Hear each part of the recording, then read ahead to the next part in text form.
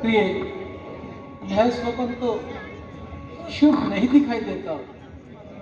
मुझे तो भाई भरत की चिंता है। वह हमारे वियोग में रोगी भी हो सकता है। भाभी, मैं जंगल से लकड़ियां काट कर लाता हूं। लक्ष्मण, तुम शीघ्र ही वापिस आना, क्योंकि हम कुछ चिंतित से हैं। क्यों, आज सीता ने तू स्वप्न देखा है? कैसा स्वप्न भाभी? यही कि भरत दुखी है। उसे काहे का दुख? उसका तो अब तक राज्याभिषेक भी हो गया होगा और राजा बनकर अनंत से रह रहा होगा। लक्ष्मण, तुम उसे नहीं जानते। वह तो मुझसे इतना अधिक स्नेह करता है। उस पगले ने तो राज्याभिषेक भी रो रो कर करवाया होगा, माता और पिताजी की आज्ञा से। ये लक्ष्मण, तुम शीघ्र ही आना। माता जी, आप सभी को अपने जैसा सीधा और सरल समझते हैं। हाँ?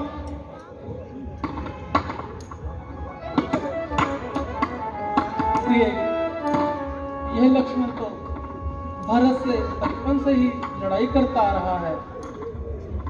उन दोनों में आपकी स्नेह के लिए स्पर्धा है ना?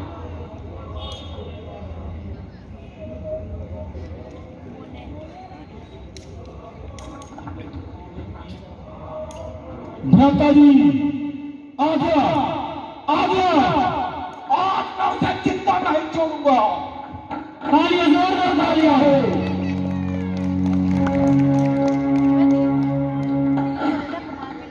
आप इस समय इन फूलों को छोड़िए माता जी, और शस्त्र उठाने का समय आ गया है। अच्छा हुआ वह खुद ही चलकर आ गया। आज मैं उसे जिंदा नहीं छोड़ूंगा। लक्ष्मण, आखिर क्या बात है? क्यों ना गया? भ्राता जी, आपका चहेता भरत और कौन? क्या भरत आया है? लक्ष्मण, कहाँ है? चित्रकूट आ गया है। अभी मुझे वन में भील और कौन मित्रों ने आकर बताया कि अयोध्या का राजा भरत अपनी चक्रवर्ती सेना के साथ चित्रकूट आ रहा है। मैंने तुम्हें पेड़ पर चढ़कर देखा तो मुझे सच सेना दिखाई दी। अपनी सूर्य पत्ताएं हवा में लहरा रही थी। साथ में हाथी, घोड़े और सेना भी थी। इसका अर्थ है वह अपनी पूरी शक्ति के साथ आक्रमण करने आ रहा है। आक्रमण किस पर? आप पर और किस पर?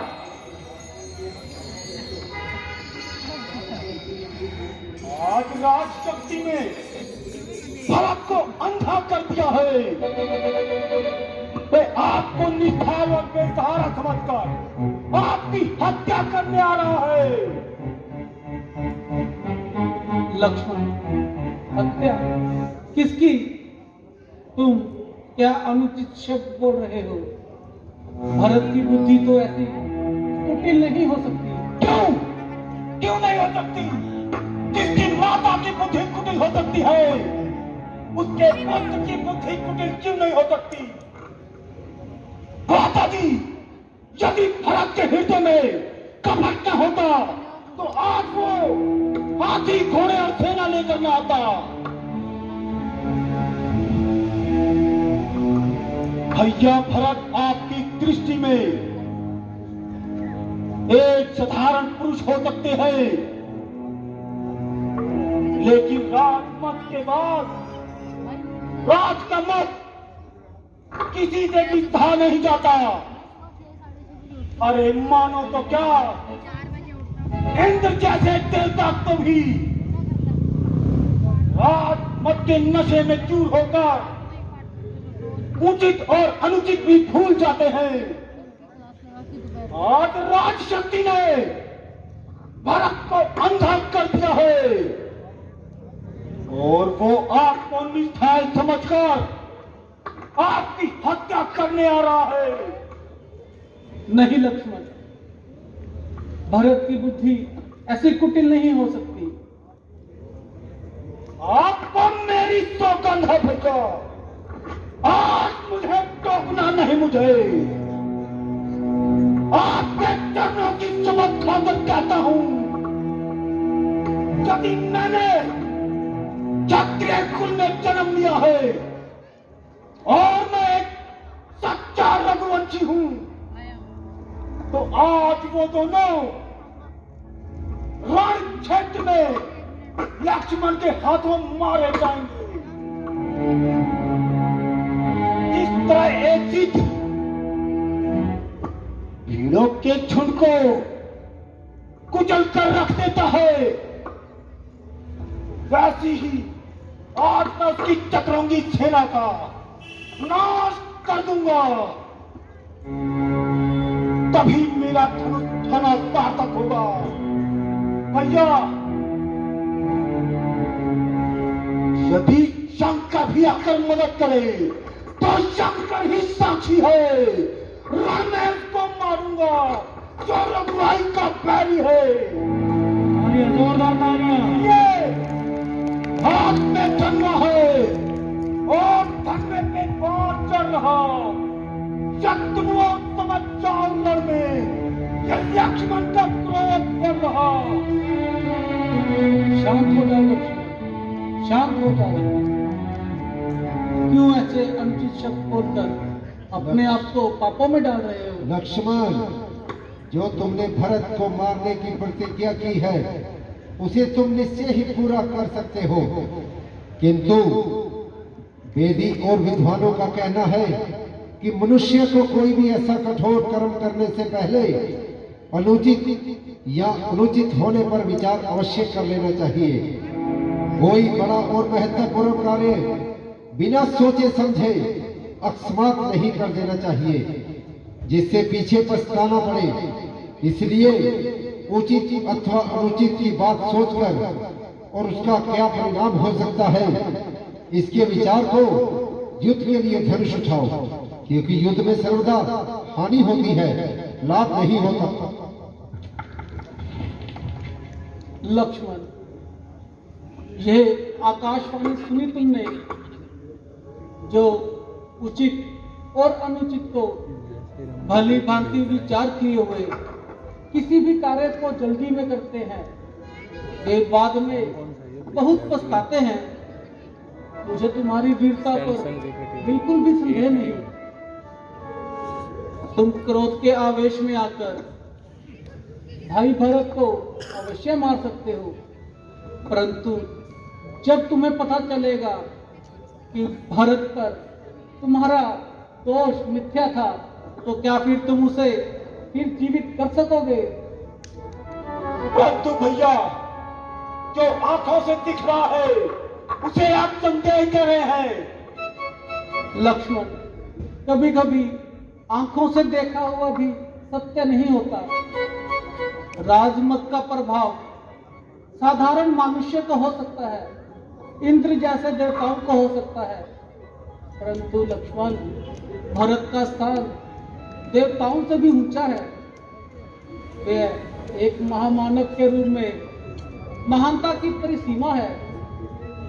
जिस प्रकार खटाई की एक बूंद से शीर सागर का दूध नहीं फट सकता, उसी प्रकार अयोध्या तो क्या, तीनों लोगों का राज्य भी भारत को दे दिया जाए तो उसे राजमत नहीं हो सकता। आपके इसी साधुपने ने हमारे हाथ में आया हुआ राज्य ठुकरा दिया। सारी प्रजा आपके साथ थी। आपका मात्र एक संकेत होता तो प्रजा महाराज को आपका राज्याभिषेक करने पर मजबूर कर देती,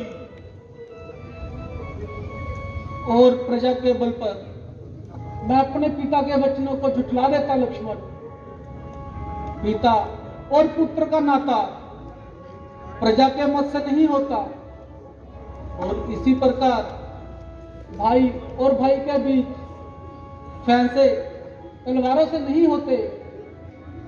लक्ष्मण, जिस भरत को मारकर तुम जिस राज्य की तुम लालसा कर रहे हो, तनिक सोचो उसका परिणाम क्या होगा।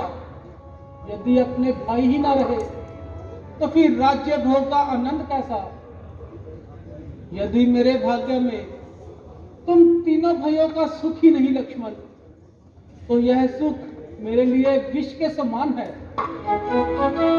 लक्ष्मण, अगर तुम्हें राज्य की लालसा है तो मैं तुम्हारी शपथ लेता हूं, मेरे एक संकेत मात्र से भरत अयोध्या का राज्य तुम्हें दे देगा।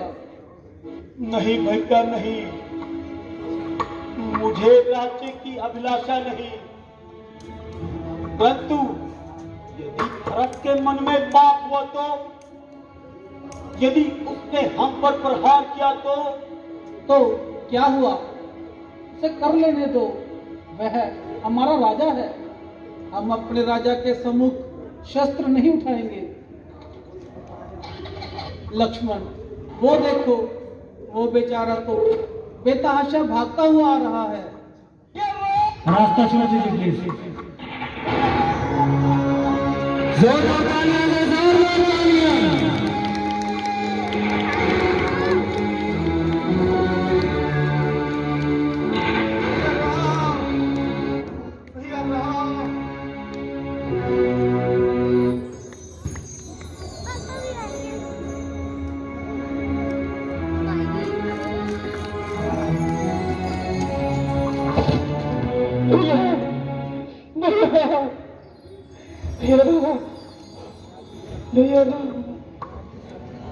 भैया मैं आपकी शरण में आ गया हूँ।